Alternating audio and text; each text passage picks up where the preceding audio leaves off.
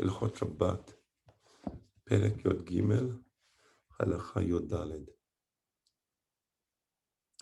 הזורק חפץ מרשות לרשות, והיה קשור בחבל, וארודו בידו. So let's say a person throws an object, let's say from Yeshut Yahid to Reshut Rabbim, and the object is tied to a rope, and the one side of the rope is tied to the object, and the other side of the rope is in the hand of the person throwing it. So he throws the object, but it's really attached to his hand through the rope, of course. If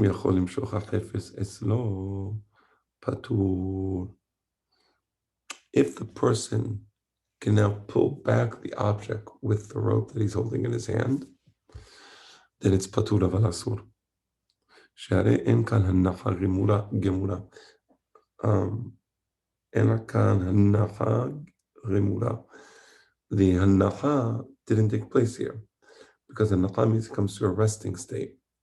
But here it's not really in a sort of a permanent resting state, because the minute he moves his hand, he can pull it towards him, right? So he still controls the object. So that type of control over the object, direct control or direct or immediate control of the object, renders the hanacha, apparently it looks like it's resting, but it's not resting, since the object was originally in his hand and it's still technically connected to his hand. You see the point? Again, the object was in his hand. He threw the object. At that moment, there's akira. Once the object comes to a resting place, there's hanacha. But there's no hanacha, since it continues to be, in a sense, in his hand, because the rope is in his hand and the rope is holding the object. So this comes out, this is a person who did akira but did not do hanacha. הזורק ונחה בתוך ידו של חברו. Let's try that again. פרק י"ג, again, הלכה ט"ו, הזורק ונחה בתוך ידו של חברו. So a person threw an object, let's say a football, and the football landed in the hands of the wide receiver. אם עמד חברו במקומו וקיבלה, הזורק חייב. If the wide receiver was standing in one place, and then the quarterback threw the football, and the wide receiver standing in that one place caught the football, in this case, the quarterback is hayav. Because in this case, the quarterback did akira, right? The ball was in his hand, and he released it from his hand. That's the akira. And the hanacha, because when he released it from his hand, in that same motion, he saw to it that it would receive that it would be caught by the wide receiver. If, on the other hand, the wide receiver had to leave his place, was in a running state, in a state of running, a state of motion, and then he caught the ball, he needed to run to catch the ball. In that case, the quarterback is patur. Let's think about that case for a moment. Let's think about that a little more clearly.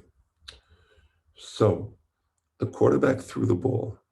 If the wide receiver is in a resting state, when the quarterback throws the ball, the quarterback is hayav. Okay, that's simple.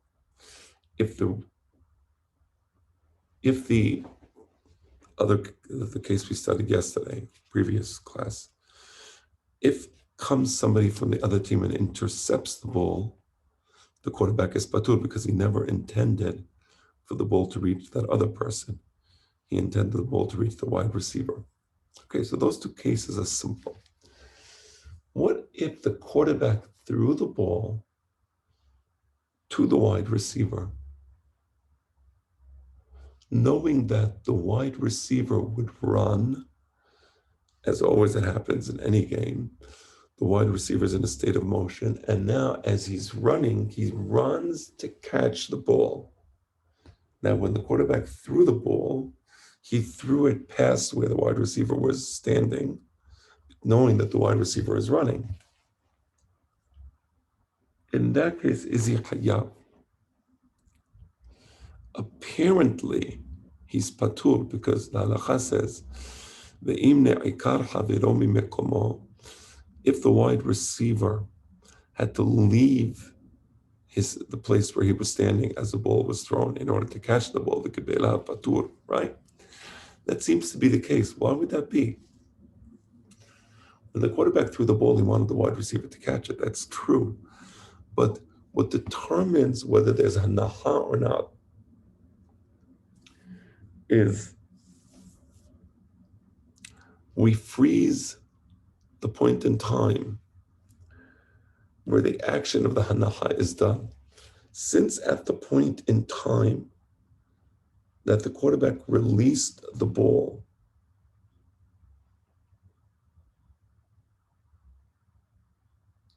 at that point in time, there could not have been a hanacha in the hands of the wide receiver because the wide receiver was in a different position. He wasn't in the right position to catch the ball. Since at that point in time, there would have been no hanacha in the hands of the wide receiver, the action of the wide receiver, namely that he runs to catch the ball, that's considered an intervening act. And therefore, the wide receiver catching the ball is not considered hanacha on the part of the quarterback, even though that was a quarterback's intention. This would be similar to a situation where two people carry a light object. You only need one person to carry the object, so together they carry the cup from Reshut Yachid to Reshut Rabim. So since two people did that action, it's patur. Let me read to you the halacha that's relevant to this. If you look at Perek Aleph, halacha tet vav, pay attention to this language. Kol melacha shehayachiv yachol la'asot ota. Any melacha that can be done by a single person. And two people did it together. Not because you needed two people to do it. I gave the example of two people carry a cup from Reshut Rabim to Reshut Yachid, for example.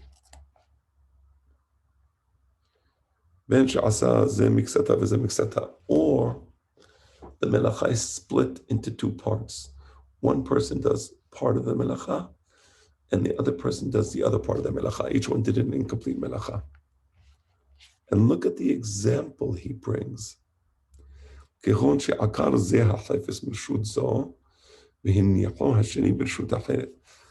example, if one person does akira of an object, let's say in the Reshut Yachid, and the other person does the hanacha, right?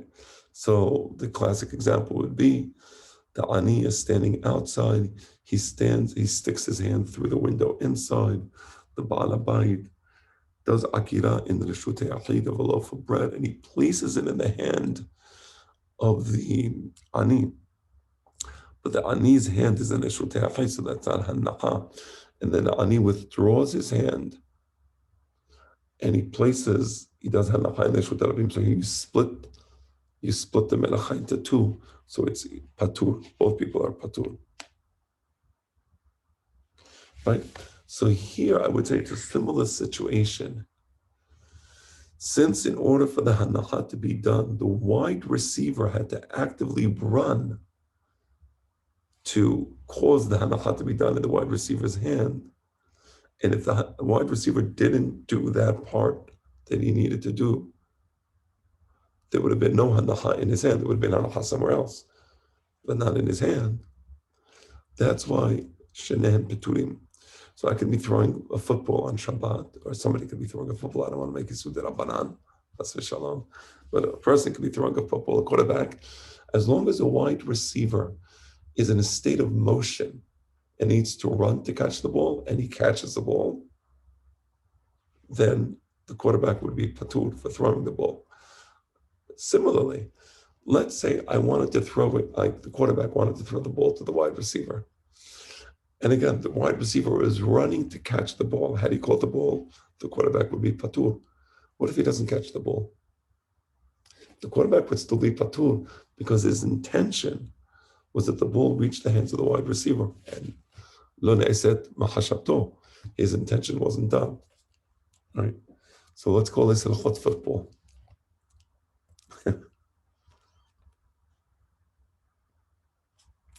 זרק ורס הזורק עצמו אחר החפץ, וקיבלו בידו ברשות אחרת, וחוץ לארבע אמות פטור, כאילו נעקר אחר וקיבלו, שאין ההנחה גמורה, אלא שינוח החפץ במקום שהיה לו לנוח בשעת עקירה.